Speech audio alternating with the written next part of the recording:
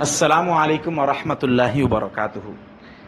چند دن قبل ایاک نعبد و ایاک نستعین کے تحت وسیلے کے متعلق ایک سوال آیا تھا، جس کو ہم تفصیل کے ساتھ قرآن و حدیث کی روشنی میں، آثار صحابہ کی روشنی میں، انبیاء علیہم السلام کے افعال سے دلیل دیتے ہوئے تفصیل کے ساتھ بیان کیا ہے۔ یہ آڈیو کلپ کسی مولانا کے پاس گیا، انہوں نے اس کی ایک مختصر سی تشریح کی ہے جو اعتراضانہ انداز ہے، اور ان کا کہنا بھی یہ ہے کہ بعد وفات کے بعد نبی کا بھی وسیلہ لینا یہ جائز نہیں ہے۔ اور ایاک نعبد و ایاک نستعین کا انہوں نے ایک معنی کیا ہے کہ نعبد کا مطلب دعا ہے، اے اللہ ہم تجھی سے دعا مانگتے ہیں اور دعا کرنے کے ذریعے سے ہم جو ہے تجھ سے مدد مانگتے ہیں۔ اختصار کے لیے یہ آڈیو کلپ آپ کے سامنے پیش کیا جا رہا ہے جو انہوں نے سوال کیا۔ اب انہوں نے جو تفسیر کی، اس تفسیر کی وضاحت بھی نہیں کی کہ انہوں نے نعبدو کا معنی دعا کرنا کہاں سے لیا ہے، حالانکہ یہ سورہ ہر مسلمان جانتا ہے کہ نماز میں ہم پڑھتے ہیں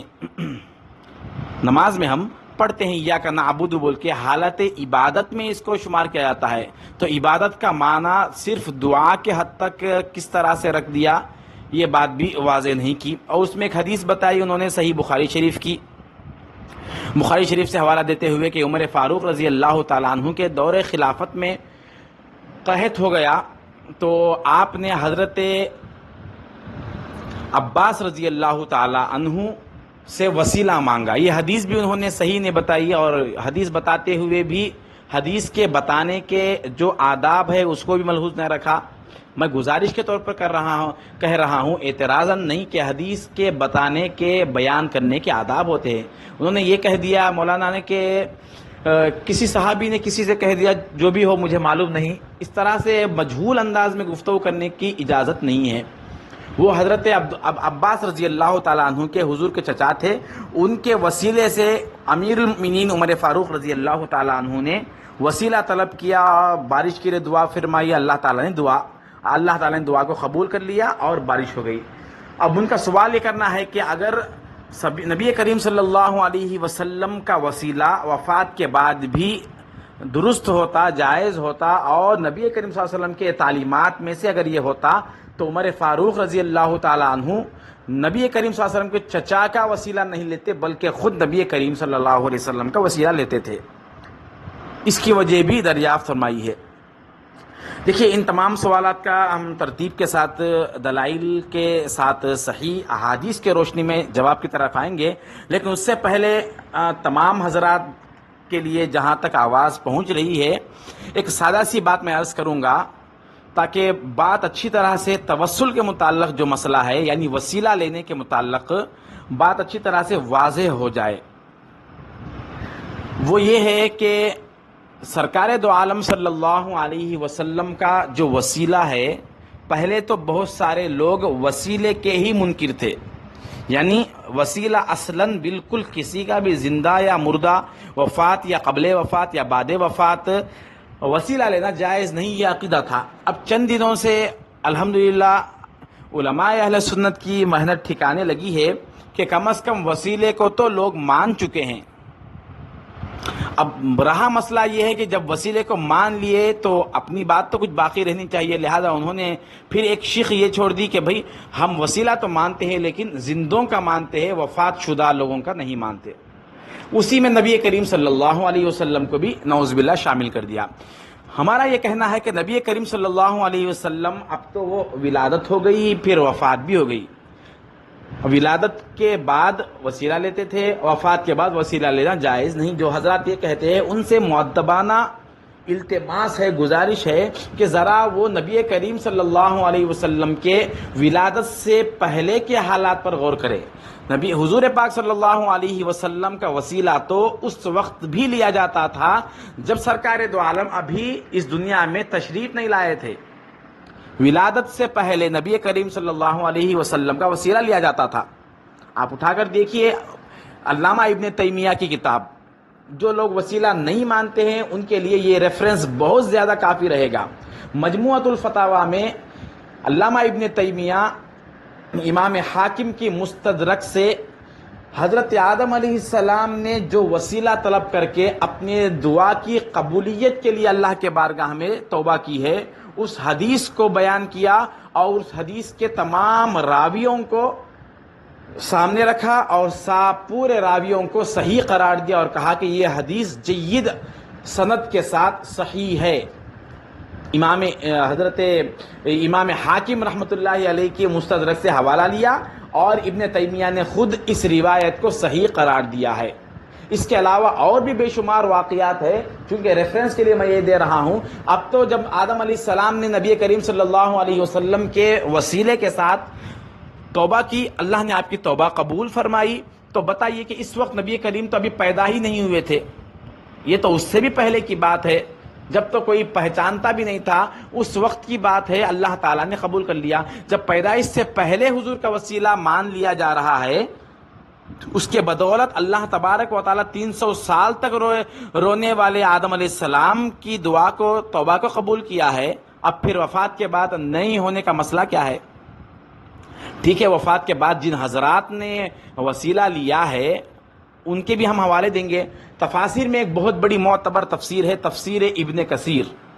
یہ وہ تفسیر ہے دنیا کے تمام جامعات میں، عرب میں، مدینہ یونیورسٹی میں، ہر جگہ اس تفسیر کی بہت بڑی کامیابی حاصل ہے، اس تفسیر کو بہت بڑا مقام حاصل ہے۔ علامہ ابن کثیر رحمۃ اللہ علیہ نے اس میں ایک واقعہ نقل فرمایا۔ سورہ نساء کی آیت وَلَوْ أَنَّهُمْ إِذْ ظَلَمُوا أَنفُسَهُمْ جَاءُوكَ فَاسْتَغْفَرُوا اللَّهَ کے تحت انہوں نے واقعہ بیان کیا کہ نبی کریم صلی اللہ علیہ وسلم کو اللہ تعالیٰ نے خطاب کر کے فرمایا تھا کہ اے میرے محبوب، اگر آپ کا کوئی امتی گناہگار آپ کی بارگاہ پہ آ کر توبہ کرے تو ہم آپ کے بدولت آپ کے پاس آنے کی وجہ سے اس کے توبہ کو قبول کر لیں گے۔ جب حضور کی وفات ہو گئی تو ایک اعرابی آ کے نبی کریم صلی اللہ علیہ وسلم کے قبر انور سے چمٹ کے اس آیت کو پڑھتے ہوئے کہ اے اللہ کے نبی صلی اللہ علیہ وسلم، اللہ نے یہ فرمایا تھا آپ سے کہ آپ کے پاس جو آئے گا اور توبہ کرے گا تو اس آپ کے بارگاہ کی بدولت اللہ اس کو مغفرت سے نوازے گا۔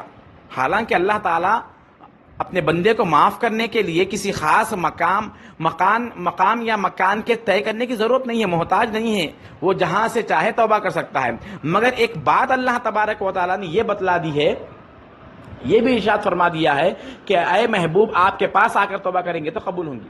وہ اعرابی آ کے سرکار دو عالم کے بارگاہ سے چمٹ کر رو رو کے اس آیت کو پڑھتا رہا اور اپنے گناہوں کی مغفرت چاہتا رہا، تو تھوڑی دیر کے بعد گیا تو اسی بارگاہ کے پاس یہ حضرت امام عتبی بہت بڑے محدث تھے، آپ وہاں بیٹھے ہوئے تھے، آپ کی آنکھ لگ گئی، نبی کریم صلی اللہ علیہ وسلم خواب میں تشریف لائے اور کہا کہ جاؤ وہ شخص جو اعرابی آ کر میرے بارگاہ کے پاس اللہ تبارک و تعالیٰ کی بارگاہ میں دعا کر رہا تھا، میرے پاس آ کر اس کو خوشخبری سنا دو کہ اس کے گناہوں کو اللہ نے معاف فرما دیا۔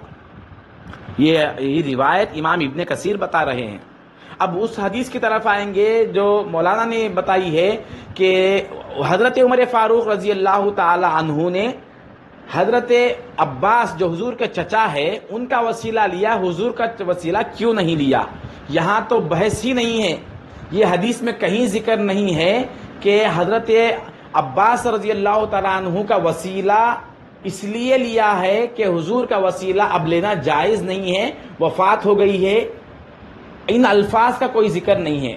یہ جو تشریح کی گئی ہے کہ وفات ہو گئی تھی اس لیے حضور کا وسیلہ نہیں لیا، حضرت عباس کا وسیلہ لیا گیا ہے، یہ حدیث تشریح کے خلاف ہے۔ یہ تشریح جو کی گئی ہے یہ تشریح کسی کتاب میں نہیں ہے اور نہ حدیث کے سیاق و سباق میں کسی جملے سے ملتی ہے۔ حضرت عمر فاروق رضی اللہ تعالیٰ عنہ نے پھر حضرت عباس کا وسیلہ کیوں لیا؟ اس لیے لیا ہے کہ یہاں توسل بالاولیاء کا ثبوت دینا تھا، توسل بالنبی نہیں۔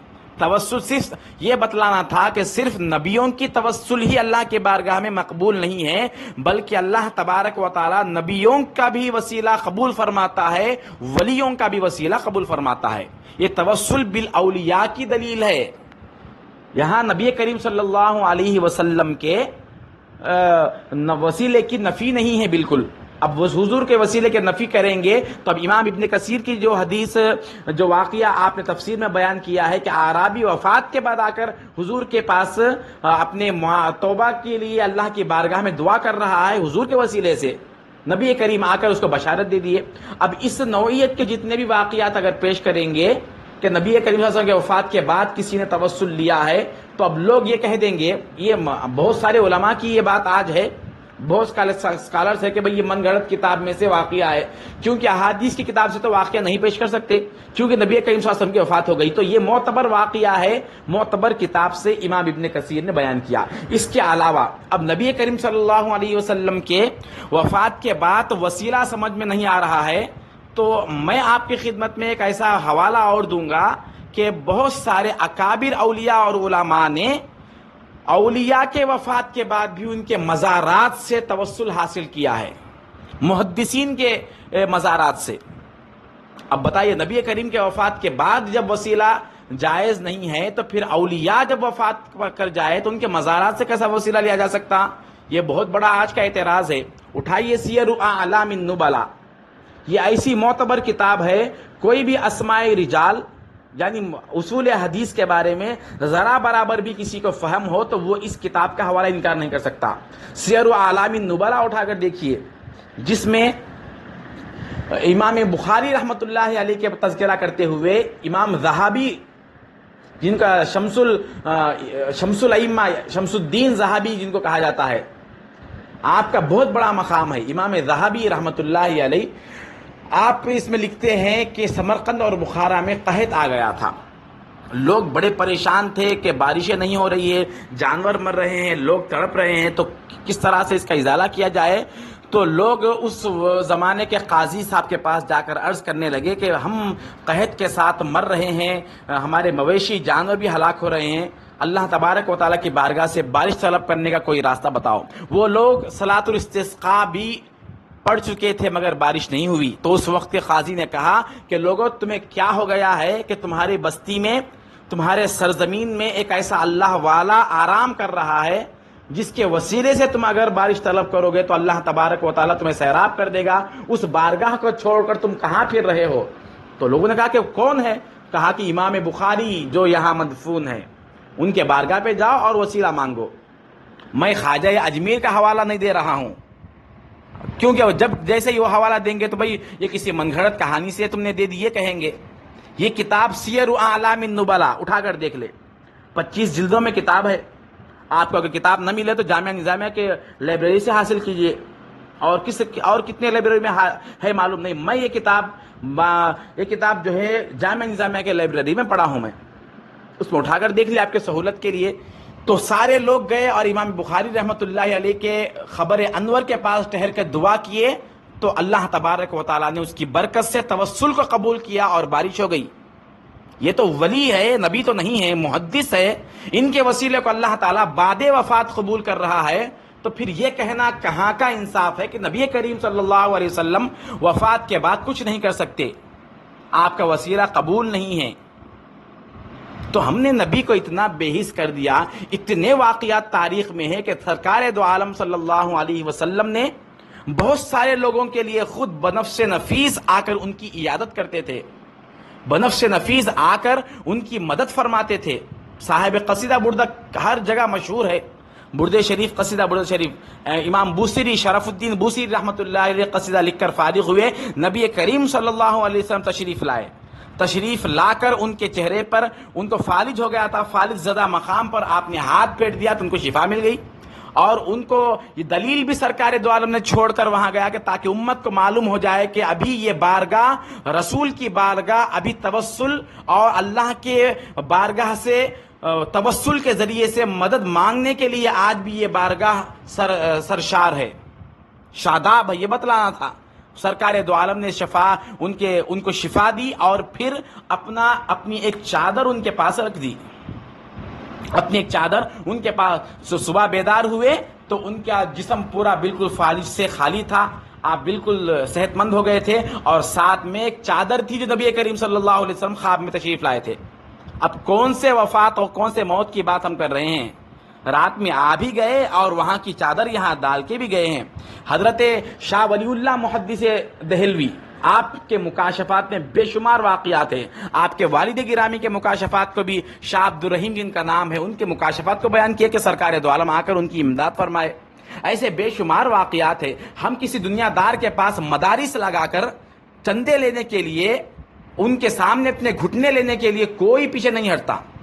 ان کے پاس جا کر بھئی ہمارا مدرسہ آپ کی کفالت کے لیے تیار ہے، آپ کفالت قبول کریے، آپ کا کفالت قبول کرنے کے لیے ہم بے چین ہیں۔ اتنے ہر شخص کے پاس جا کر دنیا والوں کے پاس مانگتے ہیں۔ اس کو کسی نے شرک کے زمرے میں نہیں رکھا، توسل کے خلاف نہیں رکھا۔ کوئی بارگاہ پہ اولیاء کے جاتا ہے، کوئی نبی کریم کے بارگاہ پہ جا کر توسل لیتا ہے تو ہمیں پھر بہت سارے دلائل، بخاری، مسلم، ساری کتابیں کھل جاتی ہیں۔ عجیب تماشے کی بات ہے۔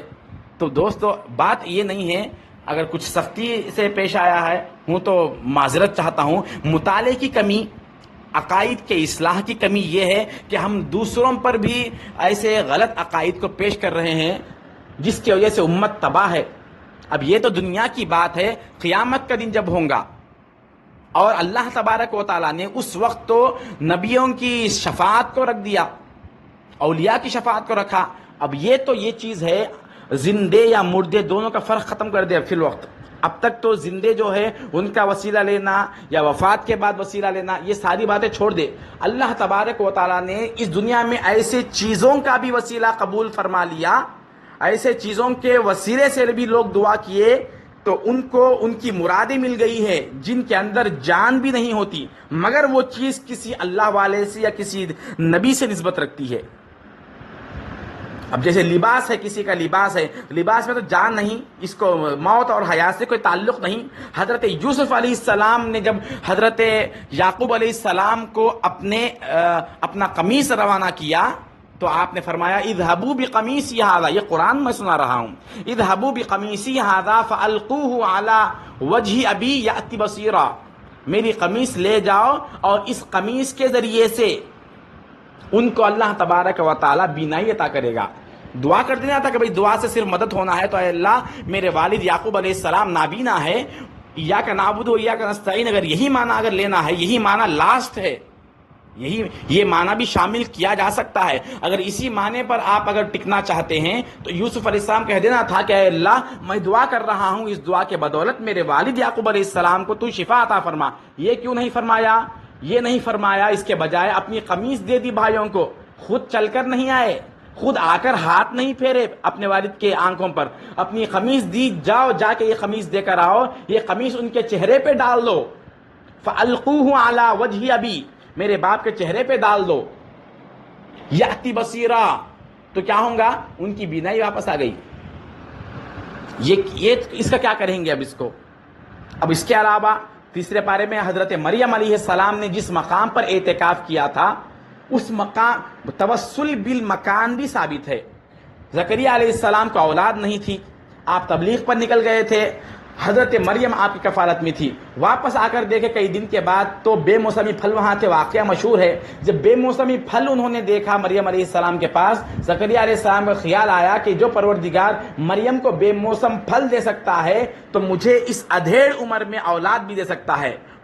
پھر اس کے بعد اللہ نے فرمایا ہنالک دعا زکریا ربا، فوراً حضرت زکریا علیہ السلام اسی مقام پر ٹھہر کر، ہنالک کا لفظ بتا رہا ہے کہ توسل بالمکان، ہنالک کا معنی وہیں، اسی مقام پر ٹھہر کر زکریا علیہ السلام نے دعا فرمائی۔ اب ادھر سے دعا ہونی تھی، ادھر سے اجابت بھی ہو گئی۔ ہنالک دعا زکریا ربہ قال ربی ھب لی من لدنک ذریۃ طیبہ انک سمیع الدعاء فنادتہ الملائکہ۔ یہ فا بتا رہا ہے کہ جیسے ہی زکریا علیہ السلام نے مریم علیہ السلام کے اس مقام پر جہاں اللہ تبارک و تعالیٰ نے غیب سے رزق عطا کیا تھا، مریم علیہ السلام کی عبادت کی برکت سے اس مقام کو جو حیثیت، جو مرتبہ حاصل ہوا تھا، اللہ کی بارگاہ میں اسی حیثیت کے ساتھ اسی مکان پر ٹھہر کر اسی مکان سے وسیلہ لیتے ہوئے دعا فرمائے تو دعا قبول ہونے سے، دعا پوری ہونے سے پہلے اللہ تبارک و تعالیٰ نے فرشتوں کے ذریعے سے قبولیت کا پروانہ دے دیا۔ اب اس کو کیا کہیں گے؟ توسل بالمکان، جگہ کے ذریعے سے مکان ہے، جگہ کے ذریعے سے بھی اللہ تبارک و تعالی بڑے بڑے وسیلے قبول فرماتا ہے. اور ہم تو اسی میں ابھی پڑے ہوئے کہ وفات کے بعد ہوں گا یا نہیں ہوں گا. وفات کے بعد نبی کریم صلی اللہ علیہ وسلم کی ذات اچھی طرح سے یہ ہر مسلمان یاد رکھ لے، ورنہ عقیدے کا خسارہ ہے، ایمان کا خسارہ ہے. وفات کے بعد حضور کی زندگی میں کوئی فرق نہیں آیا. خود ارشاد سرکار دو عالم فرماتے ہیں حیاتی خیر لکم و مماتی خیر لکم، میرا جینا اور مرنا دونوں تمہارے لیے خیر ہے. اب بتائیے وفات کے بعد کیا خیر ہمیں مل رہا ہے؟ حیات کے بارے میں تو خیر بتا دیا کہ وہ حیات میں جب باحیات تھے، ظاہری حیات تھی، توسل لے لیے. وفات کے بعد بھی سرکار فرما رہے اس کے بعد بھی میرا وفات پا جانا بھی تمہارے لیے خیر ہے. حضور کی ذات صرف پردے سے کہ باہر تھی، پردے کے اندر گئی بس ہے. ذات مصطفیٰ صرف یہ ہے، مگر جو اختیارات، جو تصرفات، جو تعلقات، جو نسبتیں حیات ظاہری میں امت کے ساتھ وابستہ تھی، وہی تعلق اور وہی نسبت وفات کے بعد بھی امت سے وابستہ ہے. یہ ساری برکتیں. آج جو اتنی برائیوں کے بعد عذاب عامہ کا نزول کیوں نہیں ہو رہا ہے؟ اس کی وجہ کون بتائیں گے؟ عذاب عامہ کا نزول کیوں نہیں ہو رہا ہے؟ صرف اس لیے کہ نبی کریم صلی اللہ علیہ وسلم ہم میں موجود ہے، حضور کی دعا ہے. اب حضور کی دعا تو کام کر رہی ہے، حضور کی دعا کا تو اثر ہے، مگر حضور کی حیات کا کوئی اثر نہیں ہے. موت کو ہم نے اس کے حوالے کر دیا اور کہہ دیا کہ وفات ہو گئی. تو خدا را توسل کے بارے میں مزید بہت کہنے کے لیے ہے، مگر سمجھنے کے لیے میں گمان رکھتا ہوں کہ یہی بہت زیادہ ہے. اگر کوئی ذی فہم ہے، سنجیدگی کے ساتھ اگر سوچے تو یہ دلائل بہت زیادہ ہمارے پاس کافی ہوں گے. میں جتنے حوالے دیا ہوں صفحہ نمبر اور حدیث نمبر نہیں لکھا، چونکہ میرے لیے اتنا وقت نہیں تھا، مصروف ہوں. پورے حوالے میرے پاس کتاب میں لکھے ہوئے ہیں. اگر پھر کسی کو واقعی ضرورت ہے تو میں فوراً آپ کے پاس پہنچانے کے لیے بھی تیار ہوں. اللہ تبارک و تعالی ہمارے عقائد کو اصلاح کرنے کی توفیق عطا فرمائے. السلام علیکم.